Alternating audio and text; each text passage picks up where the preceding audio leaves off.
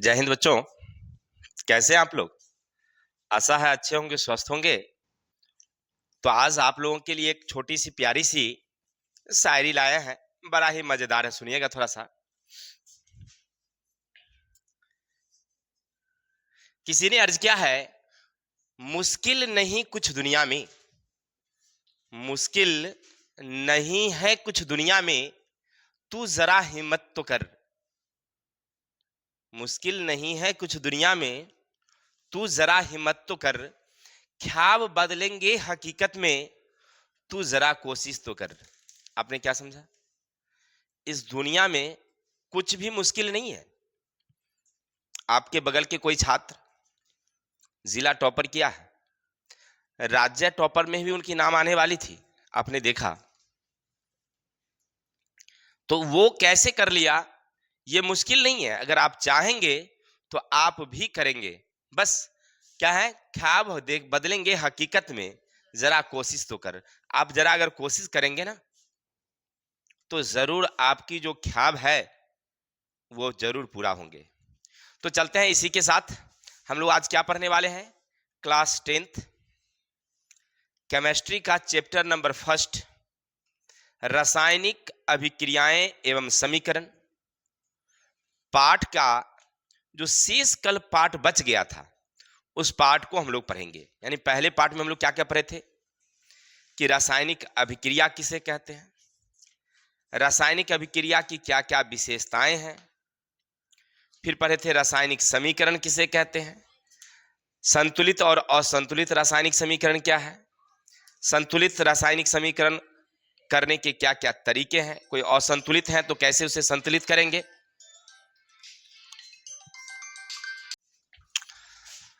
कैसे उसे संतुलित करेंगे, इसके तरीके। रासायनिक समीकरण से हमें क्या क्या सूचनाएं मिलती है। फिर रासायनिक समीकरण लिखने से क्या फायदे हैं, रासायनिक समीकरण की क्या सीमाएं हैं और उसे बेहतर बनाने के क्या तरीके हैं। इन सारे चीजों को हमने वहां पर बखूबी क्लियर किया था। आज जो बच गया है उस सारे चीजों को देखेंगे। सबसे पहले हमें आज पढ़ना क्या, सुनना कि जितनी भी रासायनिक अभिक्रियाएं हैं, इन सारे रासायनिक अभिक्रियाओं को कुल 10 भागों में बांटा गया है। किसके आधार पर? तो उसकी प्रकृति के आधार पर। अगर आपसे कोई पूछे कि रासायनिक अभिक्रिया को उसके प्रकृति के आधार पर कितने भागों में बांटा गया, 10 भागों में, पूछता नहीं है, लेकिन आप बता सकते हैं कि कुल 10 भाग हम लोग पढ़ेंगे। सबसे पहला हमारा है संयोजन अभिक्रिया। याद रखेंगे, क्या कह रहा है आपसे, संयोजन या संश्लेषण अभिक्रिया। आपसे परीक्षा में पूछता है कि भाई संयोजन अभिक्रिया किसे कहते हैं। तो देखिए, नाम से ही पता चल रहा है संयोजन, संयोग। संयोग का मतलब होता है जोड़ना। संयोग का मतलब जब दो छोटे छोटे परमाणु आपस में जुड़ेंगे, दो छोटे छोटे परमाणु आपस में जुड़ेंगे, तो जुड़ने के बाद बनाते हैं एक भारी सा यौगिक। इसी को कहते हैं हम लोग संयोजन। ध्यान रखेंगे, संयोजन अभिक्रिया क्या है। तो संयोजन का मतलब हुआ जुड़ना।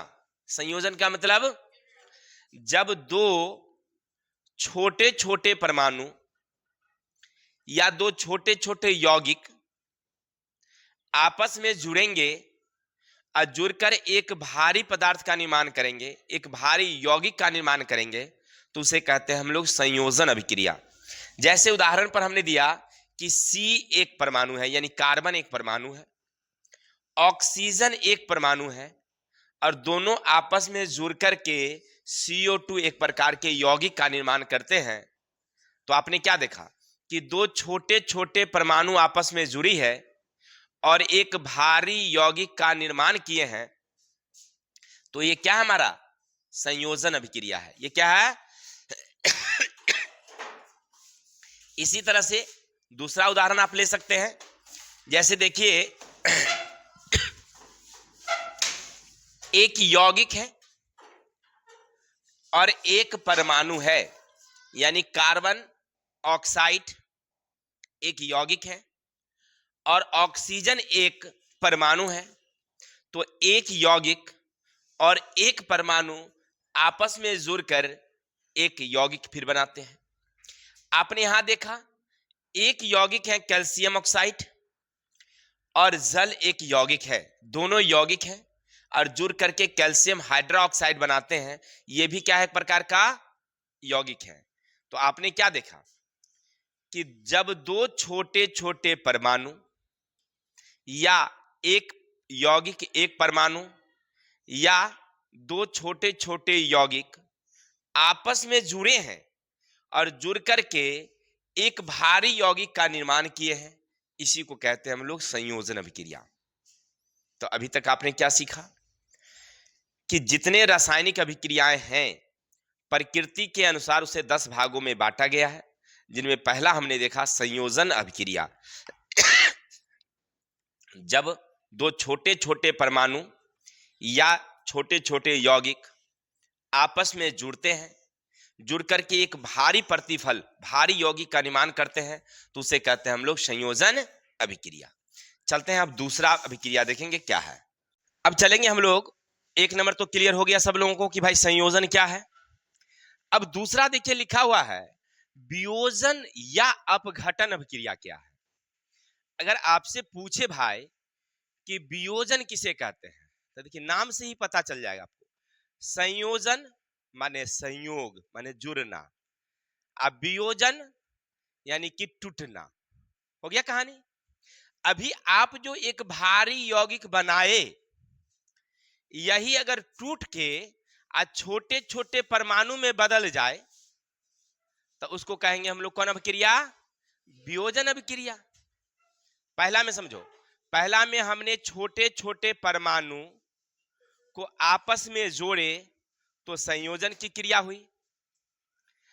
वियोजन में क्या होगा कि यही जो यौगिक बना है इसी को आप क्या कर दीजिए, तोड़ दीजिए, तोड़ के छोटे छोटे परमाणु में बदल गई, तो इसी को कहते हैं हम लोग वियोजन। अब जैसे देखिए एक कैल्शियम कार्बोनेट है, ये किसका सूत्र है भाई, कैल्शियम कार्बोनेट CaCO3। अब इसको उष्मा दीजिए, जैसे गर्मी दीजिएगा तो कैल्शियम ऑक्साइड का एक यौगिक बन जाएगा और कार्बन डाइऑक्साइड एगो यौगिक बन जाएगा। तो एक भारी यौगिक थी वो टूट के दो छोटे छोटे यौगिक में बदल गया, इसी को कहते हैं हम लोग कौन अभिक्रिया, वियोजन। टूटना, वियोजन का मतलब टूटना, संयोजन का मतलब जुटना और वियोजन का मतलब टूटना। चलिए जैसे देखिए पोटेशियम क्लोराइड ऑक्साइड था, इसको गर्मी दिया तब पोटेशियम क्लोराइड अलग हो गया और ऑक्सीजन अलग हो गया। तो एक यौगिक और एक परमाणु दोनों अलग अलग हो गए। तो ये अभिक्रिया को क्या बोलेंगे हम लोग, इसको बोलेंगे हम लोग अपघटन या वियोजन अभिक्रिया। क्या बोलेंगे हम लोग, अपघटन या वियोजन। तो अभी आप देख रहे थे कि वियोजन अभिक्रिया किसे कहते हैं। चलिए तो अभी तक आपने दो बातें पढ़ी, क्या क्या पढ़ा आपने, पहला पढ़ा कि संयोजन अभिक्रिया, फिर पढ़ा आपने वियोजन अभिक्रिया।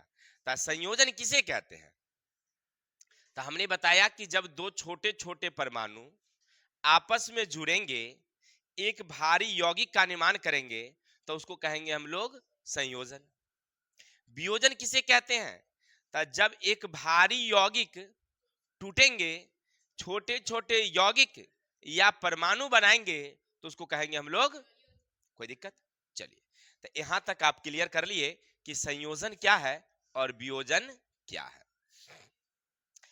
अब देखिए अभी तक जो आप देखे मेन यही दो बातें थी, हमको पूरा अभिक्रिया में यही संयोजन वियोजन होगा, लेकिन अलग अलग तरीके से इसका नाम अलग अलग रख दिया गया है।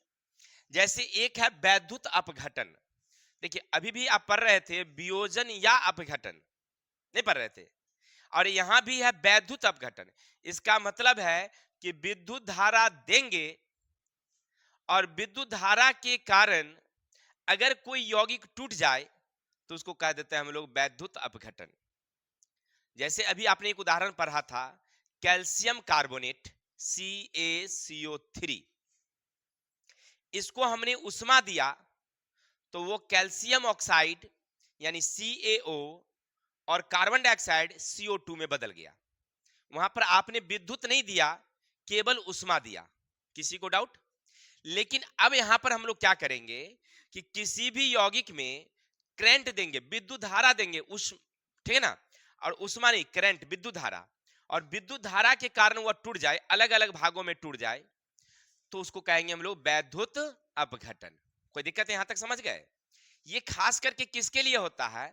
तो ऐसे ऑक्साइड या क्लोराइड जिनमें सोडियम क्लोराइड को अपघटित करके उसको कैथोड पर या एनोड पर प्राप्त किया जाता है, तो ऐसे खास करके जो यौगिक होते हैं उनको तोड़ने के लिए, यानी क्लोराइड या ऑक्साइड प्रकार के जो भी यौगिक होंगे, ठीक है, उसको तोड़ने के लिए हम लोग वैद्युत अपघटन का उपयोग करते हैं। जैसे एक उदाहरण देखिए, 2Al2O3 यानी एल्यूमिनियम ऑक्साइड। ऑक्साइड आपने क्या पढ़ा? ऑक्साइड। एल्यूमिनियम ऑक्साइड एक प्रकार का यौगिक है जिसमें आपने विद्युत धारा दिया है, करंट दिया है, तो वो एल्यूमिनियम और ऑक्सीजन में क्या हो गया है? टूट गया है। ये जो एल्यूमिनियम है ये आपको कैथोड पर मिलेगी और ये कहां मिलेगी? आपको एनोड पर प्राप्त होगी। ठीक है, तो इस तरह से वैद्युत अपघटन कहलाती है। क्या सर हम समझे नहीं कैथोड एनोड? चलो इसको हम थोड़ा सा क्लियर कर दें अपने उदाहरण से।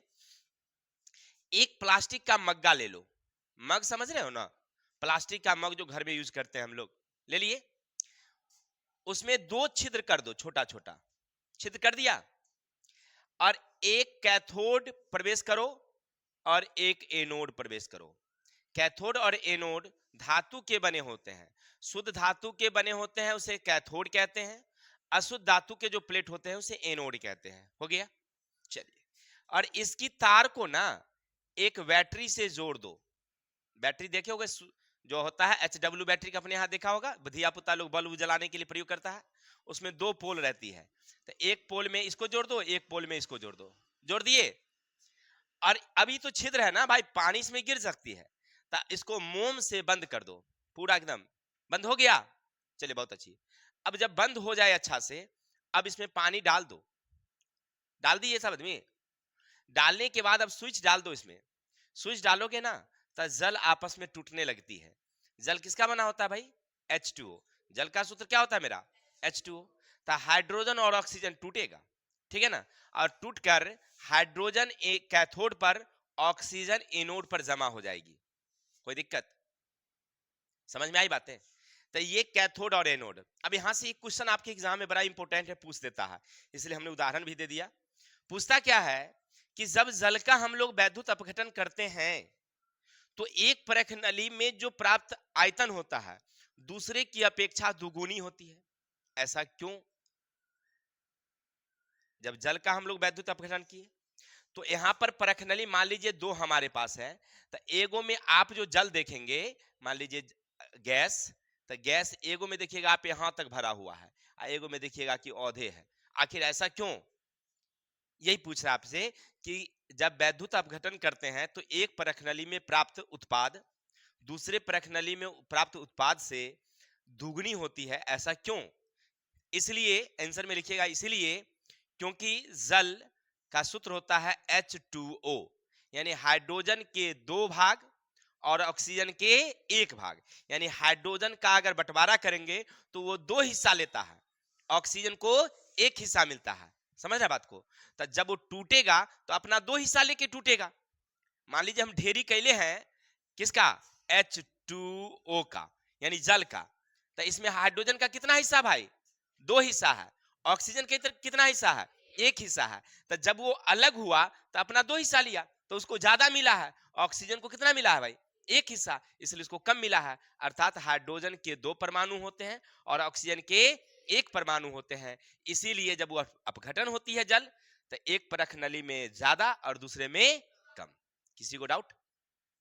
तो हम लोग समझ रहे थे अभी तक वैद्युत अपघटन, यानी कि जब विद्युत धारा देते हैं और जब यौगिक टूटती है तो ये टूटने की क्रिया को कहते हैं हम लोग वैद्युत अपघटन अभिक्रिया। कोई डाउट? धन्यवाद। आगे चलते हैं। जी, तो आप लोग तीन बातें अभी तक क्लियर कर लिया कि संयोजन क्या है, वियोजन क्या है और वैद्युत अपघटन क्या है। ठीक है, चलिए आगे है, एकल विस्थापन अभिक्रिया क्या है। अब समझो, देखो पहले तो जो क्वेश्चन है ना, क्वेश्चन को समझ लो कि एकल विस्थापन, तो एकल मतलब एक, अब विस्थापन का मतलब होता है अलग होना, अब क्षेपण का मतलब भी होता है अलग होना, अब विस्थापन का मतलब भी अलग होना। विस्थापन कौन अलग होना, जैसे मान लो हम इस सीट पर बैठे हुए हैं, नहीं एक इतनी को सीट पर एक और बैठना चाहता है, तो या तो हमको धक्का दे करके वो नीचे उतार दे, या हम ओकरा धक्का दे के नीचे गिरा देंगे, बात खत्म।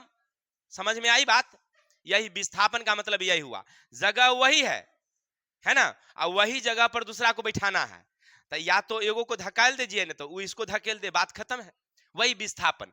समझ में आ गई बात कि धक्का दे के एगो को हटाना है, क्लियर। अब समझते हैं कैसे। तो वैसी अभिक्रिया जिसमें अभिक्रिया के बाद एक परमाणु किसी दूसरे परमाणु को हटा दे, भगा दे, है ना, तो उसको कहते हैं हम लोग एकल विस्थापन। अब जैसे उदाहरण देखो, जैसे एक CuSO4 यानी कॉपर सल्फेट, सल्फेट से अभिक्रिया कैले था कौन, कॉपर, यानी कि सल्फेट नामक एक लड़की को ये कॉपर न दोस्ती कैले था, बड़ी अच्छा बात। लेकिन ई आ गया बीच में एगो कबाब में हड्डी भाई, एफ ही आ गया, एफ ही आया और क्या किया, धीरे से चुपके से सल्फेट से अभिक्रिया कर लिया। अब समझ रहे हैं ना भाई, यहां तक बेवफाई का बात हो गया। ये फेरस सल्फेट ना क्या हो गया, समझ रहे हैं, फेरस सल्फेट दोस्ती में आ गया, आई कॉपर को बेचारे को अलग कर दिया। समझ में आई बातें, क्या हुआ, कॉपर को अलग कर दिया, यही हुआ। यही होता ही हमारे जिंदगी में भी यही होती है ना, होती है कि देखे होंगे आप लोग, ऐसा होता है कि किसी किसी की दोस्ती रहती है, और दोस्ती में वो बीच में टपक जाता है, तो उसको क्या कर देता है, साइड कर देता है, क्या होता है ना ऐसा।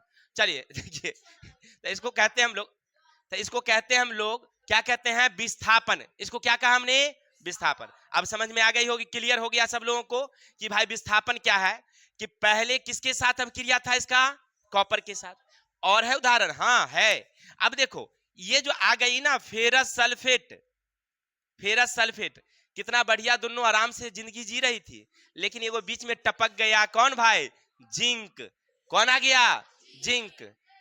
इस सल्फेट का आदत ठीक नहीं भाई, ये जिंक सल्फेट बन गया, क्या बन गया, फेरसों को छोड़ दिया, ये लोहा को भी क्या कर दिया, छोड़ दिया। समझते हैं, समझते हैं। अब ऐसा क्यों, सुनिएगा, ऐसा क्यों, इसलिए क्योंकि कॉपर ना कम क्रियाशील है और लोहा ज्यादा क्रियाशील है। उदाहरण गौर करके देखना कि तांबे की एक कोई बर्तन लीजिए और एक लोहे की बर्तन लीजिए, देखिए परीक्षा में पूछता है आपसे, याद रखिएगा कि कॉपर और लोहा में कौन ज्यादा क्रियाशील है, कैसे बताएंगे आप, तो अब बताएंगे कैसे वो हम बाद में देखेंगे, लेकिन फिलहाल समझिए कि एक कॉपर का बर्तन लीजिए यानी तांबे का बर्तन, और एक लोहे का बर्तन लीजिए, दोनों को पानी में छोड़ दीजिए फिलहाल के लिए, बाहर हवा में छोड़ दीजिए, कौन पहले जंग लगेगी, लोहा में जंग लगेगी। वहीं लोहा और जस्ता लीजिए, और कौन में, किसमें जंग लगेगा पहले, जस्ता में ज्यादा लगेगा, ठीक है ना, टीन में ज्यादा लगेगा, यानी लोहा कम क्रियाशील है और जस्ता ज्यादा क्रियाशील है। ये तो आप समझ गए। अब चलते हैं परीक्षा के हिसाब से, एग्जाम में क्वेश्चन कैसे पूछता है, तब पूछता है कि कॉपर लोहे से ज्यादा क्रियाशील है या कम क्रियाशील है, कैसे प्रमाणित करेंगे, है ना, या पूछेगा आपसे कि लोहा कॉपर से ज्यादा क्रियाशील है, कैसे प्रमाणित करेंगे। तो हम अब लिखेंगे वहां पर कि कॉपर सल्फेट एक विलियन है, कॉपर सल्फेट एक विलियन है, सल्फेट कॉपर के साथ अभिक्रिया किए हुए हैं, लेकिन जैसे ही लोहा वहां आती है या कॉपर सल्फेट की विलियन में लोहा डालते हैं कि सल्फेट लोहा से अभिक्रिया करके फेरस सल्फेट बनाता है, कॉपर को विस्थापित कर देता है, इससे प्रमाणित होता है कि लोहा ज्यादा क्रियाशील है और कॉपर कम क्रियाशील है। That's all. हर हर महादेव। अब आगे चलते हैं, अगर आपसे ऐसे नहीं पूछेगा तो एक और दूसरा तरीका क्वेश्चन पूछने का है। देखो जो क्वेश्चन बनता है वो मैं बताते चलता हूं। आपसे पूछेगा कि कॉपर सल्फेट के विलयन में जब लोहा डालते हैं तो उसका रंग क्यों बदल जाता है। अभी कॉपर सल्फेट ना आपको नीला दिखाई पड़ेगा, लेकिन जैसे लोहा डालेंगे उसका रंग भूरा हो जाता है। ऐसा क्यों? ठीक है, ऐसा परीक्षा पूछता है क्वेश्चन, हम नहीं बोल रहे हैं, आपका किताब बोल रहा है, मिलेगा किताब में। तो लिखेंगे कि कॉपर सल्फेट में जब फेरस डालते हैं, लोहा डालते हैं, तो सल्फेट लोहा से अभिक्रिया कर लेता है और बनाता है फेरस सल्फेट, कॉपर को विस्थापित कर देता है, इसलिए विलयन का रंग बदल जाता है। That's all. दोनों क्वेश्चन का आंसर वही होगा, लेकिन पूछने का स्टाइल अलग अलग है। क्या पूछता है पहला? तो पहला पूछेगा कि लोहा ज्यादा क्रियाशील है, कॉपर कम क्रियाशील है, कैसे प्रमाणित करोगे। दूसरा पूछता है आपसे कि कॉपर सल्फेट के विलयन में जब लोहा डालते हैं तो उसके रंग क्यों बदल जाते हैं। तो दोनों में वही लिखेंगे कि कॉपर सल्फेट में जैसे लोहा डालते हैं, लोहा सल्फेट से अभिक्रिया कर लेती है, अर्थात उसका रंग बदल जाता है, क्योंकि कॉपर को विस्थापित कर देता है, नहीं कर देता है।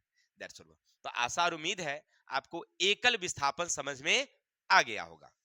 चलते हैं, दूसरा हमारा है यानी 5वां नंबर, उभय विस्थापन अभिक्रिया। उभय का मतलब होता है दोनों। आपने पढ़ा होगा, किताब में कुछ नहीं मिलेगा, आप लोग बंद कर लीजिए उसको, ठीक है। हम बताते जाते हैं, हर एक टॉपिक्स वहां से हमने उठा लिया है जो आपके लिए इंपॉर्टेंट है। बस इतना याद कर लीजिएगा, एग्जाम में जाइएगा 100% ठोक के आइएगा, इसकी गारंटी है। गोली नहीं ठोकना है, हिसाब बना के आइएगा। चलिए आगे चलते हैं। आपने पढ़ा होगा बचपन के क्लासों में उभयचर प्राणी। उभयचर का मतलब होता है कि वैसे प्राणी जो जल और थल यानी पानी और धरती दोनों पर रहती है, जैसे मेढक। वही हुआ, उभय का मतलब हुआ दोनों। उभय का मतलब अब विस्थापन का मतलब जगह का बदला बदली, अभी अभी हमने देखा था नहीं। तब विस्थापन का मतलब कि वो जगह जहां थी वो इधर आ जाएगी या इधर वाला उधर चली जाएगी, यही हो गया उभय विस्थापन अभिक्रिया। परिभाषा कैसे लिखेंगे? तो वैसी अभिक्रिया जिसमें अभिकारक में उपस्थित परमाणुओं के मूलकों का विनिमय होता है। वैसी अभिक्रिया जिसमें अभिकारक में उपस्थित परमाणुओं के मूलकों का विनिमय होता है, अर्थात बदला बदली होता है, उसको कहते हैं उभय विस्थापन अभिक्रिया। ये तो किताब की परिभाषा है, आप अपने मन से भी लिखेंगे। कैसे? तो पहले उदाहरण देख लेते हैं, तब आप समझ के लिख लीजिएगा।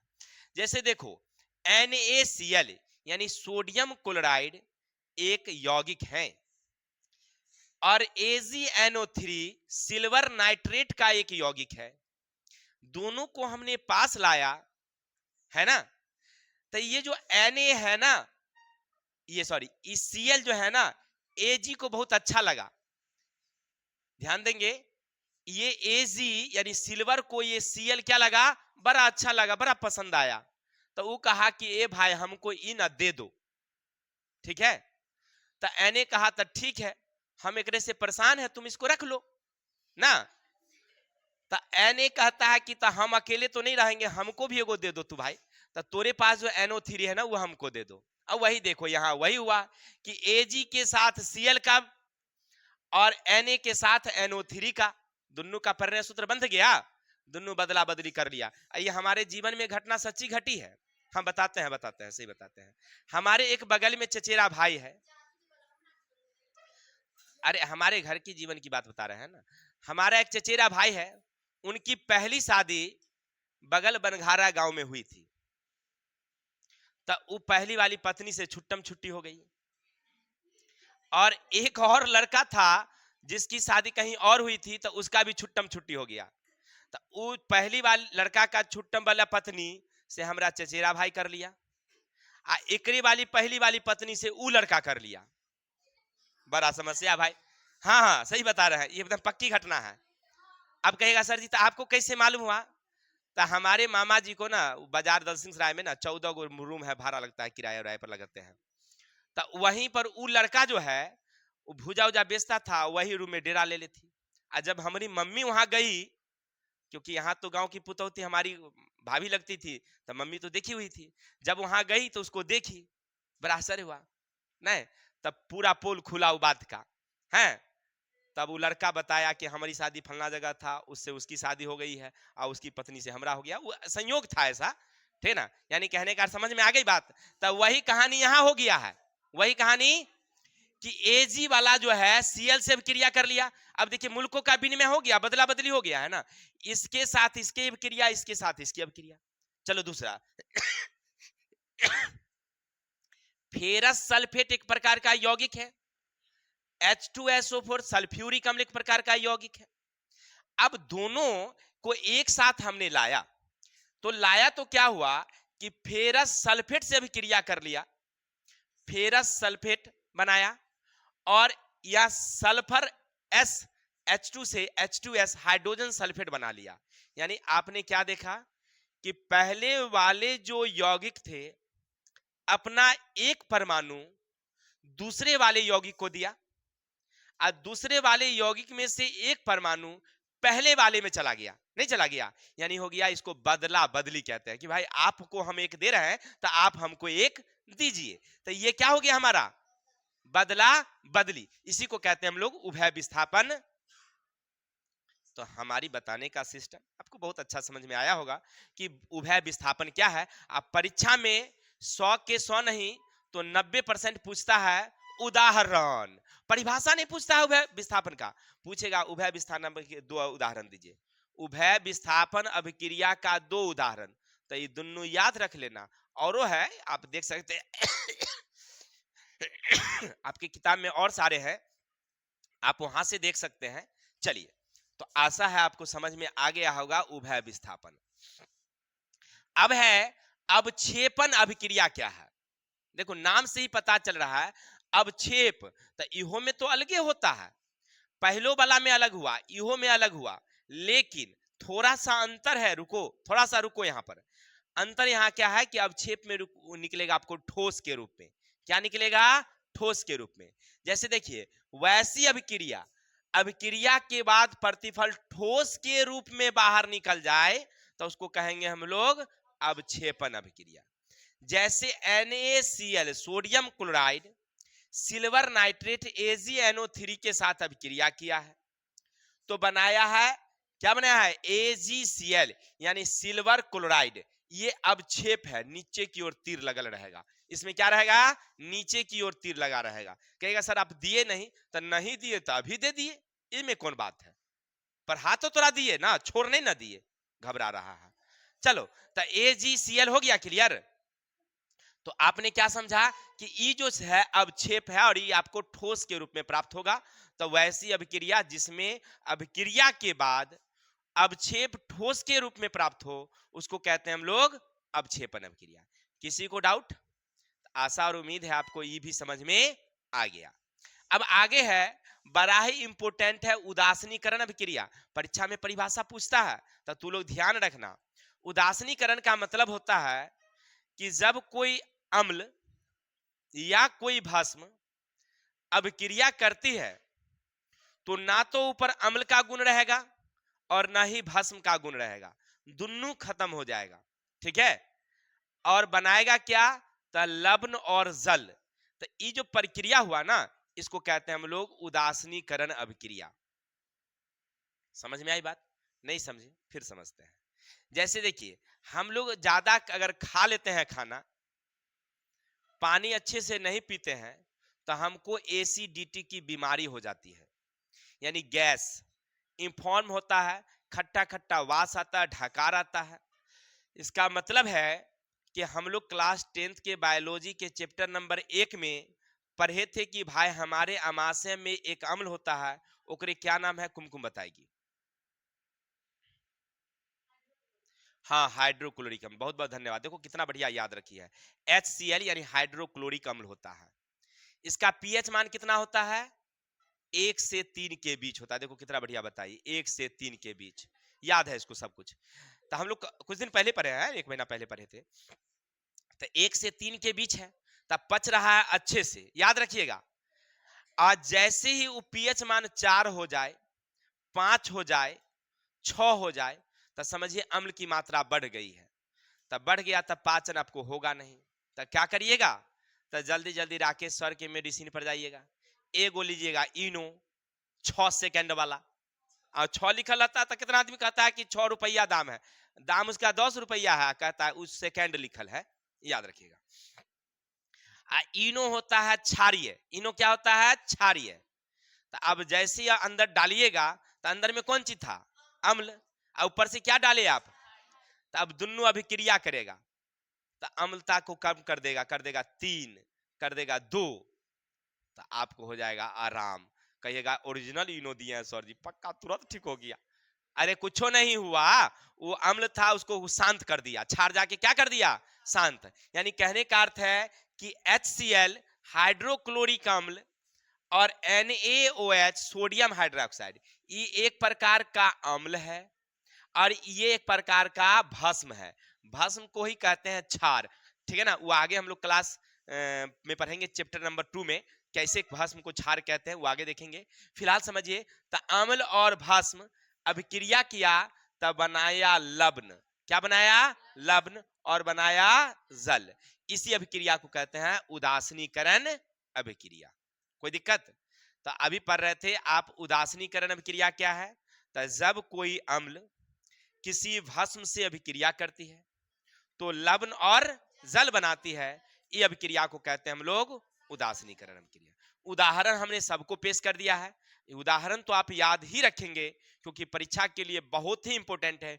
परिभाषा हो चाहे नहीं हो, लेकिन भैया रे भैया उदाहरण तो यादे रखना। तू उदाहरण जहां नहीं दिया समझो कि तुम्हारा आंसर आधा गलती हो गया वह टाइम में, ठीक है। तो सब का उदाहरण तू भी याद रखना जैसे हम रख लिए हैं। चलिए आगे। सल्फ्यूरिक अम्ल है, H2SO4 है, एक प्रकार का अम्ल है। अब पोटेशियम हाइड्रोक्साइड है, 2KOH है। अब दोनों ये अम्ल है और ये क्या है? भस्म है। अब दोनों अभिक्रिया किया तब पोटेशियम सल्फेट K2SO4 बना लिया, इस प्रकार का लवण, और ये हो गया H2O यानी जल। क्लियर? तो आशा है आपको इस समझ में आ गया होगा कि अम्ल भस्म अभिक्रिया करेगा, लवण और जल बनाएगा, तो उसे कहते हैं उदासीनीकरण अभिक्रिया। आगे चलेंगे। अबे भाई एगो और पूछता है, अब परीक्षा में इन्हें पूछेगा, कहता है प्रकाश संश्लेषण क्या कहते हैं, उन्हें पूछेगा आपसे। ऐसे पूछेगा प्रकाश रासायनिक अभिक्रिया। अरे प्रकाश संश्लेषण पूछ देता तो हमरा याद था नहीं, पौधा वाला भोजन बनाता है, लेकिन ये घुमा फिरा ना देता है, दिमाग को हलवा बना देता है यार, कि प्रकाश रासायनिक अभिक्रिया। बात वही है रे, बात वही पूछ रहा है, खाली हमारा दिमाग के हलवा बना रहा था वो। क्या समझता है खिलाड़ी? चलो देखो हम बता देते हैं। प्रकाश रासायनिक का मतलब हुआ वही, सूरज के रोशनी में अगर भोजन बन गया ना तो उसी को कहते हैं प्रकाश रासायनिक अभिक्रिया। बात खत्म। यानी पौधे द्वारा भोजन बनाने की क्रिया जो हो रहा है ना, वही है प्रकाश रासायनिक। और हम वहां पढ़ लिए थे प्रकाश संश्लेषण, यहाँ पढ़ लिए उसको प्रकाश रासायनिक। बात एक ही है, अंतर नहीं है, पूछने का सिस्टम कर दिया अलग। वहां कह दिया प्रकाश संश्लेषण किसे कहते हैं, तो सूर्य प्रकाश की उपस्थिति में पौधा द्वारा भोजन बनाने की क्रिया को प्रकाश संश्लेषण कहते हैं, वहां लिखेंगे।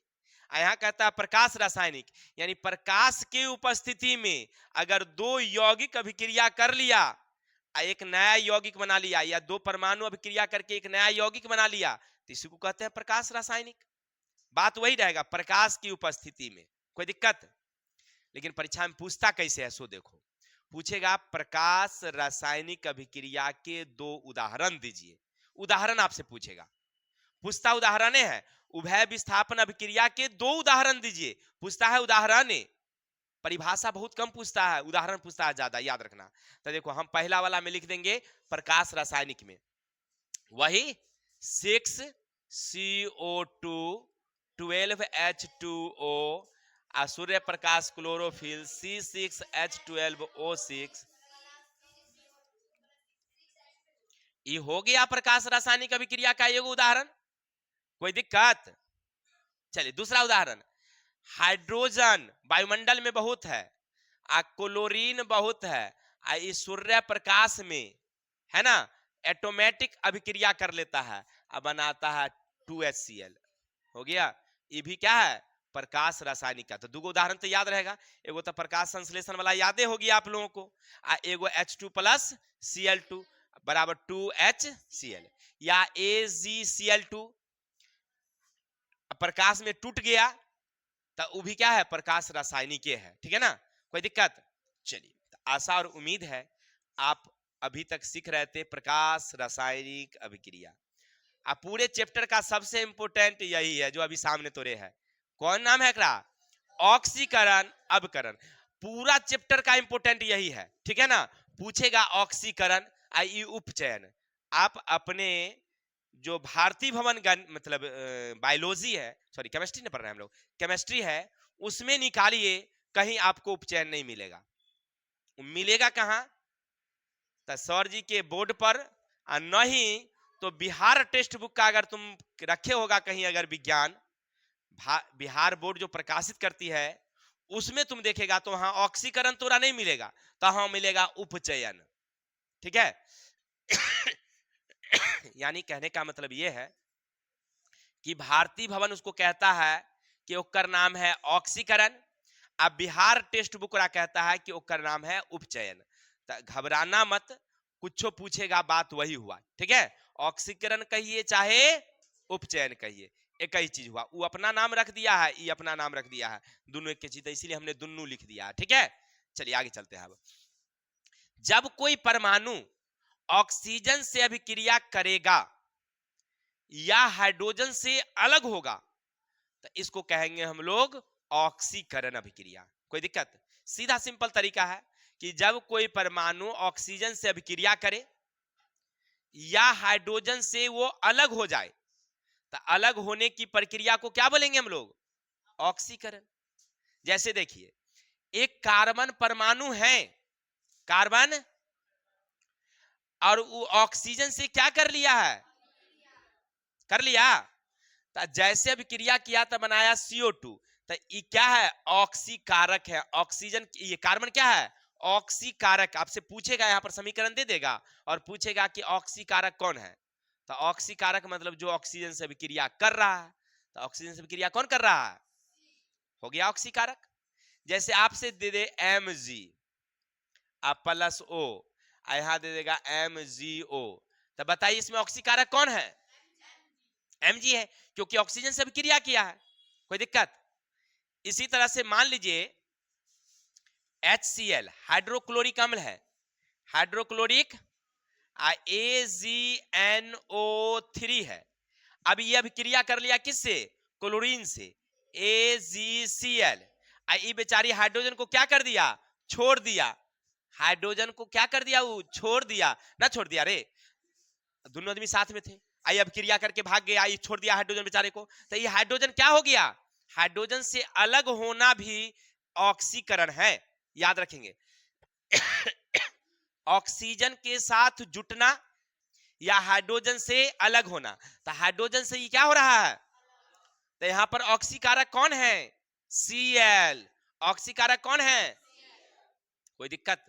तो समझ में आ गई होगी कि ऑक्सीकारक किसे कहते हैं और ऑक्सीकरण किसे कहते हैं। फिर से, जब कोई परमाणु ऑक्सीजन के साथ अभिक्रिया करता है या हाइड्रोजन से अलग होता है, इसको कहते हैं ऑक्सीकरण अभिक्रिया, ठीक है। और कैसे पहचानेंगे कि ऑक्सीकारक कौन है? ऑब्जेक्टिव में पूछता है ऑक्सीकारक कौन है, तो देखेंगे कि ऑक्सीजन के साथ केकर अभिक्रिया हो रहा है। तो ऑक्सीजन के साथ यहां पर कार्बन का हो रहा है, यहां पर हाइड्रोजन का हो रहा है, यहां मैग्नीशियम का हो रहा है, तो ये हुआ ऑक्सीकारक। अब देखेंगे अब कर सॉरी हाइड्रोजन से अलग होता है तो कौन अलग होता है? क्लोरीन हो रहा है, तो ये भी हो गया ऑक्सी। आशा और उम्मीद है ऑक्सीकरण अभिक्रिया आप समझ गए होंगे, परीक्षा में पूछता है। अब आगे चलेंगे। अरे भाई कहाँ दौड़ता है तू? अब आगे चलेंगे, अवकरण या अपचयन। देखिए वहां पर है ऑक्सीकरण उपचयन और यहां है अवकरण अपचयन, ठीक है ना। तो अवकरण किसे कहते हैं? तो ठीक उसी का उल्टा कर दो। जब कोई परमाणु हाइड्रोजन के साथ अभिक्रिया करे, जब कोई परमाणु हाइड्रोजन के साथ अभिक्रिया करे, ठीक है, और ऑक्सीजन से अलग हो, हाइड्रोजन के साथ अभिक्रिया करे और ऑक्सीजन से अलग हो। देखिए उस समय उसमें देखे थे ऑक्सीकरण में ऑक्सीजन से अभिक्रिया किया था, हाइड्रोजन से अलग हुआ था। अब इसमें उल्टा, अवकरण में हाइड्रोजन से अभिक्रिया किया, ऑक्सीजन से अलग हुआ, उल्टा कर दिया हमने, तो इसी को कहते हैं अवकरण। जैसे देखिए CuO कॉपर ऑक्साइड है, आई हाइड्रोजन है। अब क्या किया, H2O अभिक्रिया कर लिया।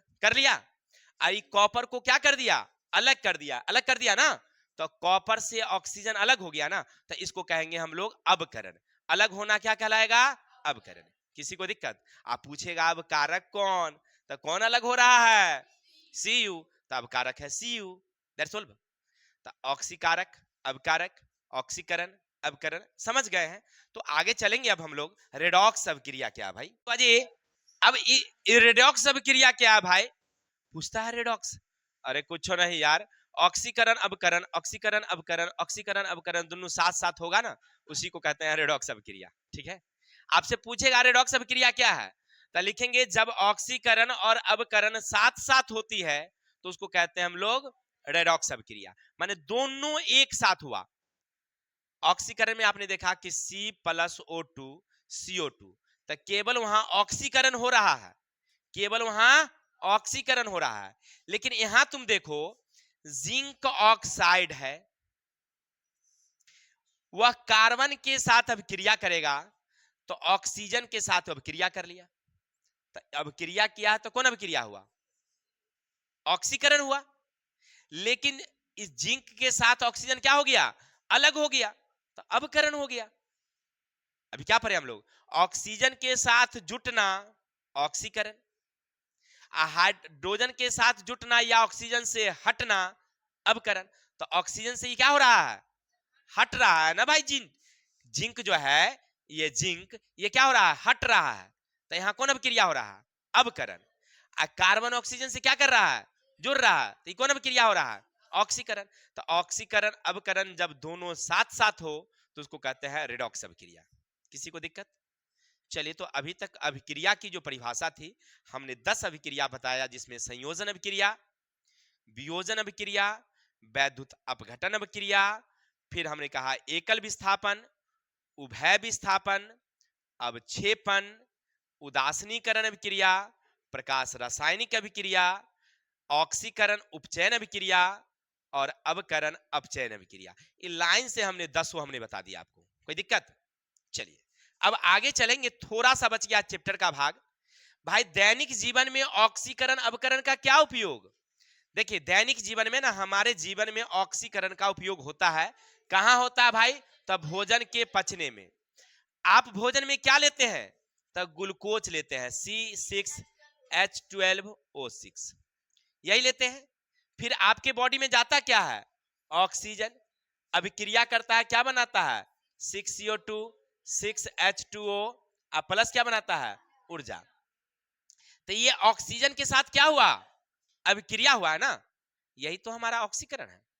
तो हमारे जीवन में कहां उपयोग, तो भोजन के पचने में, कोई दिक्कत। दूसरा है भोजन को दुर्गंधित होने में। आपके घर में शादी विवाह, टोला पड़ोस में शादी विवाह होता है ना भाई, गर्मी के दिनों में पनीर का सब्जी बच गया बहुत ज्यादा, है कि नहीं, एक पतला हमारी कुमकुम ले आई कि कल जो है रोटी बनाएंगे, अब पनीर का सब्जी खाएंगे, है कि नहीं। लेकिन वो खट्टा हो गया सुबह उठते उठते, काहे कि तो पका था दिने में, रात में बराती उराती लोग खाया तो मैं घोंट घाट कर दिया, है ना। अब पनीर तो में था नहीं, खाली मटर था, अब कुमकुम को लगा कि पनीर भी है उसमें भाई ना, वो ले आई जल्दी से ना एक कटोरा भर के हाँ वही एक पतीला उसको कहते हैं। इसका मतलब क्या समझे, कि वहां भोजन, भोजन ना किससे अभिक्रिया कर लिया भाई, ऑक्सीजन से, है ना।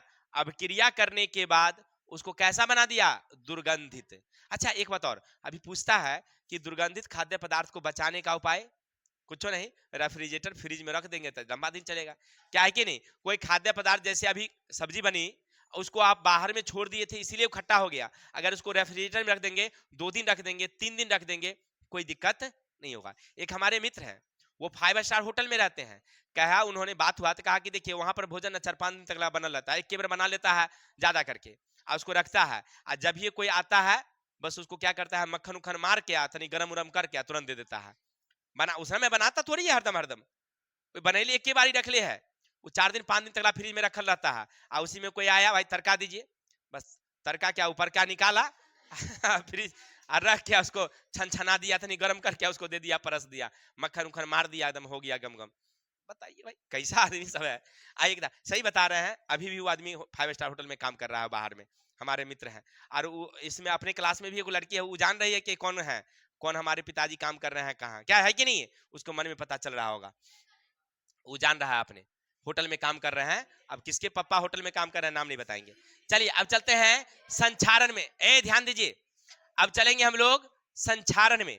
तो संचारण में क्या है कि जैसे देखिए लोहा आप लाए, क्या लाए भाई, लोहा, बाहर में रख दीजिएगा ना, तो वो ऑक्सीजन से अभिक्रिया करके बनाया फेरस ऑक्साइड, यानी जो चमचमाती लोहा थी वो धीरे धीरे क्या बन गया, जंग लग गया।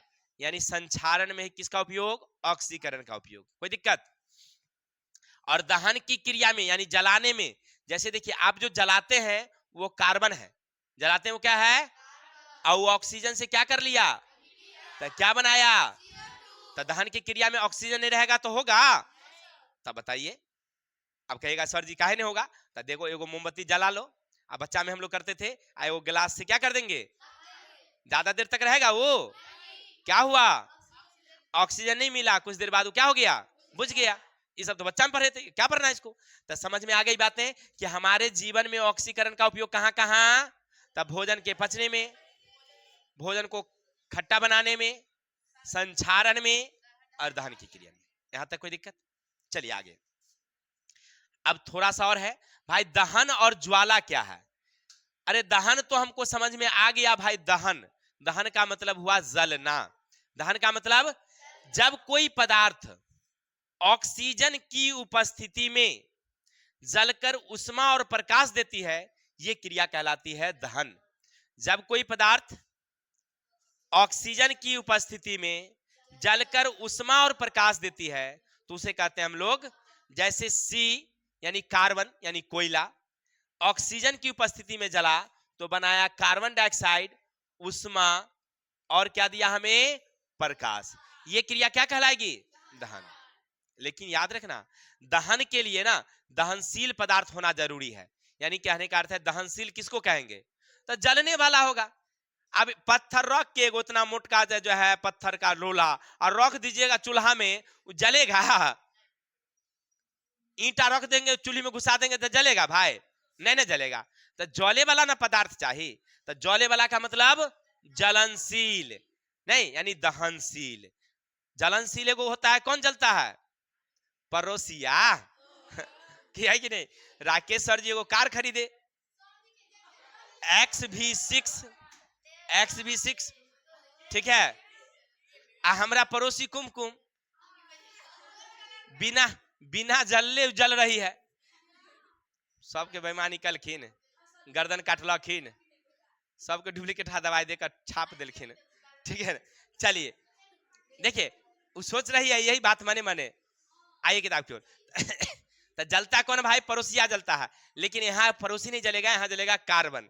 कौन जलेगा, अब समझ में आ गया बात ना। तो दहनशील पदार्थ वैसे पदार्थ जो जलने योग्य हो, जो जलता हो, अदहनशील जो जलने वाला, जो नहीं जलता हो, जैसे अभी बताया हमने ईंट पत्थर ये सब नहीं जलेगा, कोयला लकड़ी सब जलेगा, तो कोयला लकड़ी जलनशील यानी दहनशील, आज जो नहीं जलेगा वो।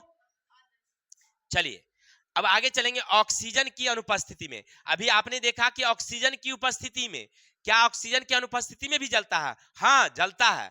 कैसे जलता है सो देखो, अभी जला के दिखाएंगे आपको। देखिए प्रायः कोई पदार्थ ऑक्सीजन की उपस्थिति में ही जलता है, लेकिन कभी कभी ऑक्सीजन की अनुपस्थिति में भी जलता है। कैसे, तो 3Mg यानी मैग्नीशियम जब नाइट्रोजन से अभिक्रिया करेगा तो बनाएगा MgNO3, उष्मा और प्रकाश। उष्मा और प्रकाश कर दिया तो दहन तो हो ही गया, उष्मा और प्रकाश दे रहा है, इसका मतलब दहन हो रहा है। तो किसकी उपस्थिति में जल रहा है भाई, इसी तरह से हाइड्रोजन की उपस्थिति में भी जलता है। आपने बचपन के क्लास में पढ़ा होगा कि जब कोई पदार्थ हाइड्रोजन की उपस्थिति में जलता है तो पॉप ध्वनि के साथ जलता है, put put put put put put put आवाज करके जलेगा, ठीक है ना, अच्छा से नहीं जलेगा, पुट पुट पुट की आवाज चलेगा। तो हाइड्रोजन में भी जलता है, ऑक्सीजन नाइट्रोजन में भी जलता है, यानी कि जलता नहीं दहन होता है। जलना अलग है, दहन होना अलग है, ठीक है, ठीक है, कोई दिक्कत। तो हम लोग पढ़ रहे थे कि ऑक्सीजन की अनुपस्थिति में, ऐसे पूछता नहीं है लेकिन फिर भी बता दिए पाठ में है। अब सबसे इंपॉर्टेंट, दहन के लिए आवश्यक शर्त आपसे पूछेगा कि भाई मेरे बताओ दहन की क्या क्या शर्त हैं। तो दहन के लिए 3 शर्त। पहला, दहनशील पदार्थ की उपस्थिति, यानी जलने वाला पदार्थ होगा तबे ना जलेगा जी। जैसे अभी बताया कि मान लीजिए अगर हम ईंट रख दें, पत्थर रख दें, जलेगा? नहीं ना जलेगा। लकड़ी रहेगा, पुआल रहेगी, कोयला रहेगा, गैस रहेगा, जलने वाला गैस, तो जलेगा। क्लियर? चलिए, दूसरा है दहन के पोषक पदार्थ की उपस्थिति। अब दहन का पोषक पदार्थ होना चाहिए और नहीं रहेगा तो नहीं जलेगा। कहेगा सर नहीं समझे। अब वहां ऑक्सीजन रहेगा तबे ना जलेगा, और ऑक्सीजन नहीं रहेगा तो जलेगा क्या? अब वहां मान लीजिए यहां पर हम लकड़ी रख दिए और चारों तरफ कार्बन डाइऑक्साइड रख दिए, गैस को पूरा रूम में कार्बन डाइऑक्साइड भर दिया, और में कोयला, और में जलेगी। अब वो तो बुझिए जाएगी। तो जले वाला चाहिए और जलावे वाला चाहिए। तो जलावे वाला सर जी और जले वाली ठीक है पड़ोसिया। चलिए, कुमकुम को नाम नहीं लीजिए भाई, हरदम हरदम काहे बोलिए, गुस्सा जाएगी। अच्छा, कोनो बात नहीं, इसे तो मजाक हो रहा है, थोड़ा हंसी मजाक चुटकुला हो रहा है भाई, गुस्साइएगा मत। चलिए, तो हम लोग समझ गए दूगो चीज। और तीसरा है सुनो, तीसरा है ज्वलन ताप की प्राप्ति। ज्वलन ताप की प्राप्ति का मतलब है कि जब तक जितना जलने के लिए तापमान चाहिए उतना होना चाहिए। गौरी खरीदे नहीं तो कैसे जलेगी? गौरी खरीदेंगे तब जलेगी। तो ऐसा मतलब है कि मान लीजिए एगो इतना मोटा लकड़ी ले लीजिए, बोटा, आप बैठ के माचिस के तिल्ली से जलाइए, जलेगा? पूरा माचिस खत्म हो जाएगी, वो नहीं जलेगी, नहीं। लेकिन अगर एगो पुआल ले लीजिए, लार जिसको हम लोग अपने देहात में कहते हैं, अब माचिस की तिल्ली लगाइए, क्या होगा? धधक जाएगी, नहीं धधक जाएगी। यानी कहने का अर्थ है कि वो लकड़ी का जो बड़ा वाला बोटा था, मोटा लकड़ी, उसको जलाने के लिए जितना तापमान चाहिए उतना नहीं मिला, इसीलिए वह नहीं जला। लेकिन देखो यहां से वो क्वेश्चन बन जाता है, आगे हमारा दिमाग में बता देते हैं। पूछेगा कि गोलू नाम का लड़का है, आधा एलकेजी में नहीं पढ़ता, देखिए दिमाग इस सब का कहां है पता नहीं।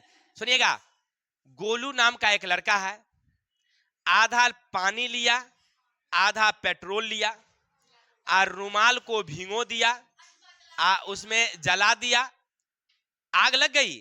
थोड़ी देर बाद वह बुझ गई, रुमाल नहीं जला। आखिर क्यों नहीं हो? इसलिए कि पेट्रोल से जलने से जितना उष्मा मिला वो पानी से भीगी हुई रुमाल को जलाने के लिए उपयुक्त नहीं था, इसलिए जब तक पेट्रोल थी तब तक जली, पानी से भीगी हुई रुमाल थी तब बुझ गई। यानी कहने का मतलब है कि जब तक ज्वलन ताप नहीं मिलेगा, जितना जलना चाहिए उतना नहीं मिलेगा, तब तक वो नहीं जलेगा। जलने के लिए जितना तापमान चाहिए उतना मिलना चाहिए, है ना?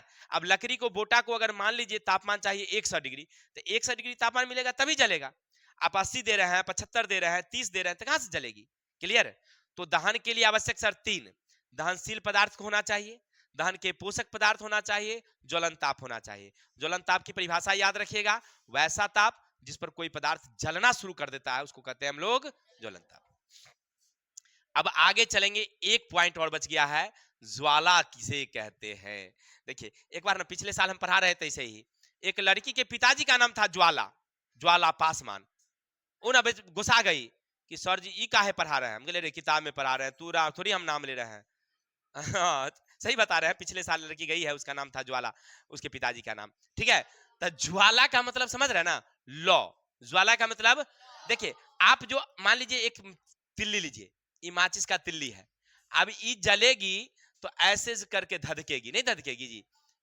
ये जो देख रहे हैं यही है ज्वाला। क्या है ये भाई? देख रहे हैं ना, जल गई ना मोमबत्ती, ये ज्वाला, समझ गए? ज्वाला का मतलब लौ, यानी जब कोई पदार्थ जलती है और उसमें जो प्रकाश निकल रही है, आपको दिखाई पड़ रही है ना, वही क्या है? उसका ज्वाला है। That's all. चलिए, अब ये ज्वाला ना एक बात पर निर्भर करती है, ऑक्सीजन की मात्रा पर। अगर ऑक्सीजन ज्यादा रहेगा तो पूरा एकदम धधक के लहकेगा, और नहीं रहेगा तो कुमला कुमला के लहरेगा। समझे सर जी? अरे यार ऐसे समझो, घर में लकड़ी जलते हुए देखा होगा, नहीं तो धुआं रहा है, जल रहा है, धुआं रहा है, जल रहा है कि नहीं? तो वहां पर इसका मतलब ऑक्सीजन कम है, धुआं दे रही है, जल रही है, जल तो रही है लेकिन धुआं दे रही है, पूरा धधक नहीं रहा है। लेकिन आपकी मम्मी, आपकी दादी एगो पंखा ले लेती है, तनिए चला देती है, और वहां का कार्बन डाइऑक्साइड भाग गया, ऑक्सीजन आ गया, पूरा धधक गया, एकदम लहक जाता है। थोड़ी देर बाद देखिए, छोड़िएगा, पूरा लहक जाता है, लगता है ना। ये घूरा उड़ा में देखे होंगे आप लोग। तो ये क्या है, ज्वाला ना ऑक्सीजन की उपस्थिति पर निर्भर करती है कि ऑक्सीजन अगर ज्यादा रहेगा तो ज्वाला ज्यादा होगी और कम रहेगा तो, क्लियर है। तो अब पढ़ेंगे हम लोग ज्वाला के क्षेत्र, यानी कि ज्वाला के कुल 3 क्षेत्र होते हैं, याद रखेंगे। ज्वाला के कितने क्षेत्र? 3। एक होता है केंद्रीय मंडल, प्रकाशमान मंडल, प्रकाशहीन मंडल। जैसे देखिए, आप अपने पाठ्य पुस्तक में भी देखेंगे, ये हमने एक मोमबत्ती तैयार कर लिया है, ठीक है।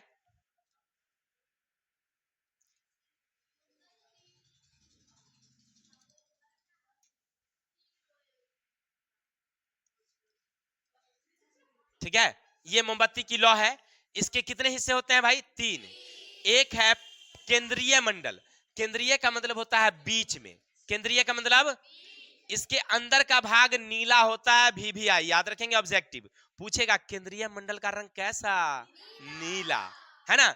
इसमें बिना जले हुए मोम के वाष्प रहते हैं, इसके बीच में बिना जले हुए मोम के वाष्प रहेंगे, उसका रंग कैसा होगा? बदमाशी नहीं करेगा।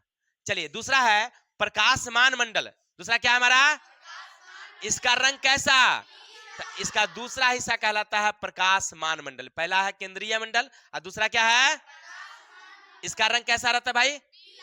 ऑक्सीजन की अपर्याप्त उपस्थिति में ये मोम के वाष्प अपूर्ण दहन माने हल्का हल्का जलता है, अभी वो पूरा नहीं जला है। और प्रकाशहीन मंडल, इस भाग में ऑक्सीजन की उपस्थिति में पूरा जलता है। ऐसे सामान्यतः रंग इसका किताब में नहीं है, लेकिन रहता है उजला, याद रखेंगे। कैसा रहता है? ठीक है, तो आपको पूछबे नहीं करेगा, क्योंकि नहीं दिया हुआ है तो नहीं पूछेगा। पूछेगा आपसे दुई एगो रंग, ऑब्जेक्टिव में यही पूछता है, ठीक है ना। ज्वाला के कितने क्षेत्र? आपसे पूछेगा परीक्षा में, ज्वाला के कितने क्षेत्र? पर केंद्रीय, प्रकाशमान, प्रकाशहीन।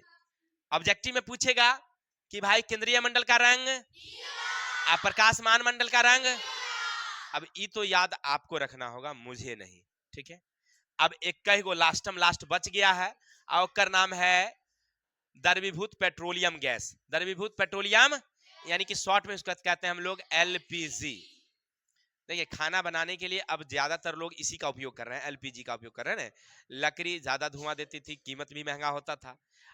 ये LPG जब आया है तो बड़ी ही सुरक्षित भी है, सावधानी पूर्वक थोड़ा सा काम करना है, भंडारण में सुविधा है, जलने पर धुआं नहीं देती है, सस्ता भी है कि नहीं। मान लीजिए 700-800 में आपको सिलेंडर मिल जाता है, कहेगा सर जी हमारे यहाँ तो 900 में देता है। अरे आप गाड़ी से यहाँ ले लेते हैं, इसीलिए आप एजेंसी से उठाएंगे डायरेक्ट में, तो आपको 50 रुपया का कमी आएगी, ठीक है। यहाँ 50 रुपया एक सिलेंडर पर गाड़ी वाला लेता है, तब आपको मिलता है, ठीक है। चलिए, 10-20 रुपया हेनो कर देता है गाड़ी वाला, ठीक है ना। चलिए आई किताब की ओर। तो द्रवीभूत पेट्रोलियम गैस क्या है? LPG। ये क्या है भाई समझिएगा। तो हम लोग धरातल से जो पेट्रोलियम निकालते हैं, धरातल से जो हम लोग पेट्रोलियम निकालते हैं, इसका हम लोग करते हैं प्रभाजी श्रवण। क्या कहते हैं हम लोग? प्रभाजी श्रवण करने के बाद लिक्विड पेट्रोलियम गैस, LPG का full form liquid petroleum gas, यानी द्रवीभूत पेट्रोलियम गैस, इसी का एक मिश्रण प्राप्त होता है, जिसमें रहता क्या है? तब ब्यूटेन, प्रोपेन, एथेन। क्या क्या रहता है? ब्यूटेन, प्रोपेन, एथेन, ठीक है। ये तीनों का द्रवीभूत मिश्रण होता है, जिसका उपयोग हम लोग ईंधन के रूप में करते हैं। और तीनों दहनशील है, तीनों जलने वाला है, इसीलिए हम लोग इसका उपयोग ईंधन के रूप में करते हैं। कोई दिक्कत? और ये तरल पदार्थ के रूप में रहता है द्रव के रूप में, लेकिन आपको निकलता किसके रूप में है? गैस के रूप में। लेकिन जानते हैं इसमें कोनो रंग का गंध नहीं होता है, लेकिन जब कहीं गैस रिसाव हो जाती है तो गंध पता चल जाता है, क्या है कि नहीं। घर में गैस का नॉबे खोल ले, छोड़ के चले आई द्राक्षा, है ना। इसके पिताजी बाहर में बैठे हुए थे, है कि नहीं। आई रमजान का दिन चल रहा था, क्या कहते हैं अभी का शाम में रोजा खोल रहे थे, क्या बोलते हैं उसको जी?